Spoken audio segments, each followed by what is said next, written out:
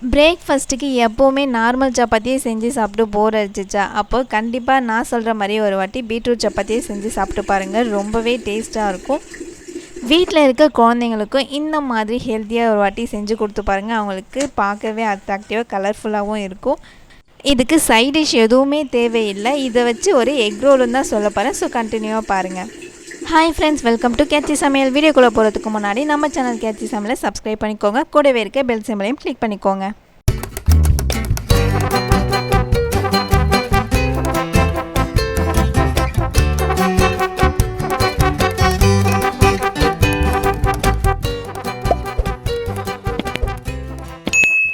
First இது செய்கிறதுக்கு ஒரு மிக்ஸி ஜார் எடுத்துக்கோங்க. அதில் பீட்ரூட்டை இந்த மாதிரி சின்ன சின்னதாக கட் பண்ணி சேர்த்துக்கலாம். சேர்த்துட்டு அது கூடவே ஒரு துண்டளவுக்கு இஞ்சி, ஒரு 10 பல் பூண்டு சேர்த்துக்கோங்க. அடுத்து காரத்துக்காக 2 வரமிளகாவை இந்த மாதிரி கிள்ளி சேர்த்துருக்கேன். இதில் அரைக்க தேவையான அளவுக்கு கொஞ்சமாக தண்ணி சேர்த்து நல்லா பேஸ்ட்டாக அரைச்சி எடுத்து வந்துக்கோங்க.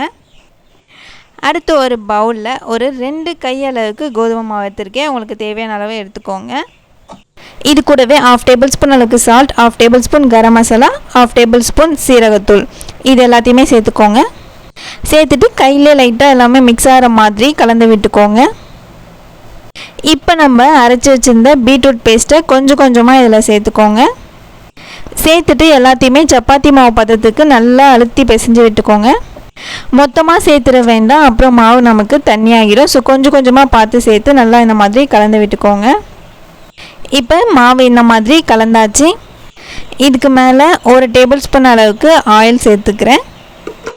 இப்போ ஆயில் சேர்த்த அப்புறம் மறுபடியும் ஒரு வாட்டி கையில் நல்லா ப்ரெஸ் பண்ணி கலந்து விட்டுக்கோங்க. மாவு நம்ம எந்த அளவுக்கு சாஃப்டாக பிசைகிறோமோ அந்த அளவுக்கு தான் நமக்கு சப்பாத்தியும் சாஃப்டாக கிடைக்கும். இப்போ எல்லாமே இதை பிசைஞ்சாச்சு. இதை அப்படியே ஒரு 1/2 அன் ஹவருக்கு விட்டுடலாம். காற்று படாமல் காயாத இடத்துல நல்லா மூடி வச்சுருங்க. 1/2 அன் ஹவர் கழித்து மறுபடியும் ஒரு வாட்டி பிசைஞ்சு விட்டுக்கோங்க. இப்போ இதிலேருந்து கொஞ்சமாக ஒரு பால்ஸ் அளவுக்கு எடுத்து இந்த மாதிரி உருண்டையாக உருட்டிக்கோங்க. உருட்டிட்டு நான் கோதுமை மாவில் தான் இந்த மாதிரி டிப் பண்ணி எடுத்திருக்கேன். சில பேர் ஆயில் வச்சியும் சப்பாத்தியை தேய்ப்பாங்க. நம்ம இதை ஹெல்த்தியாக செய்கிறதுனால நான் ஆயில் எதுவுமே சேர்க்கல, மாவில் டிப் பண்ணி தான் தேய்க்கிறேன். இப்போ நம்ம எப்போவுமே சப்பாத்தி தேய்க்கிற மாதிரி இந்த மாதிரி மெலிசாக தேய்ச்சி எடுத்துக்கோங்க. தேய்க்கும் போது ஒட்டுற மாதிரி இருந்தால் மேலே மாவு தூவி நல்லா தேய்ச்சி விட்டுக்கோங்க. இப்போ இதே மாதிரி மிச்சம் இருக்க எல்லா சப்பாத்தியுமே தேய்ச்சி எடுத்துக்கலாம். அவ்வளோதான், சப்பாத்தி எல்லாமே தேய்ச்சி எடுத்தாச்சு. இப்போ ஒரு தோசை தவா வச்சுட்டு தோசை தவா ஹீட் ஆன உடனே நம்ம தேய்ச்சி வச்சுருக்க சப்பாத்தி இதில் போட்டு சுட்டு எடுத்துக்கோங்க. சப்பாத்தி சுடும் போது எப்போவுமே ஸ்டார்டிங்லேயே ஆயில் சேர்க்க வேண்டாம். 2 சைடும் திருப்பி போட்டு லைட்டாக கலர் சேஞ்ச் ஆகிற டைமில் மேலே மட்டும் லைட்டாக ஆயில் தேய்ச்சி விட்டுட்டு சுட்டு எடுத்துக்கோங்க. ஆயில் சேர்க்காமலே கூட சுடலாம். இந்த மாதிரி நமக்கு நல்லா சாஃப்டாகவே கிடைக்கும்.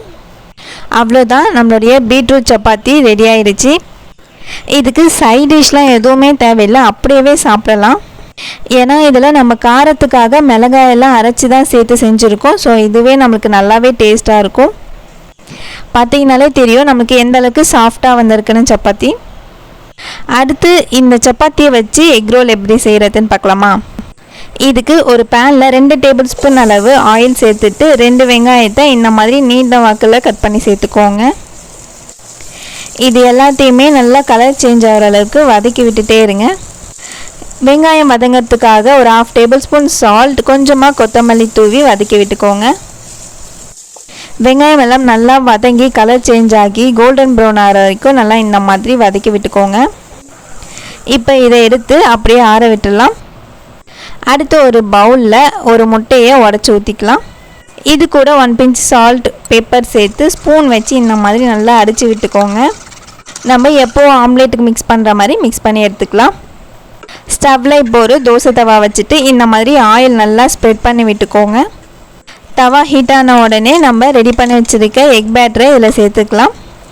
ஒரு ஸ்பூன் வச்சு இந்த மாதிரி எல்லாத்துலேயுமே ஸ்ப்ரெட் ஆகுற மாதிரி தள்ளி விட்டுக்கோங்க. இப்போ பார்த்திங்கன்னா முட்டை லைட்டாக வேக ஆரம்பிக்கும். இந்த டைமில் நம்ம ரெடி பண்ணி வச்சுருக்க சப்பாத்தியை இதுக்கு மேலவே வச்சுக்கோங்க.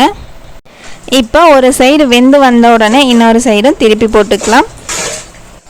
இதுக்கு இந்த பீட்ரூட் சப்பாத்தி தான் இல்லை, நார்மல் சப்பாத்தியாக இருந்தால் கூட இந்த மாதிரி எக் ரோலை ட்ரை பண்ணி பாருங்கள்.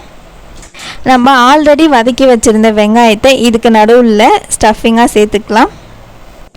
உங்களுக்கு வேணும்னா இது கூடவே வெஜிடபிள்ஸும் உள்ளே வச்சுக்கலாம், ரொம்பவே நல்லாயிருக்கும்.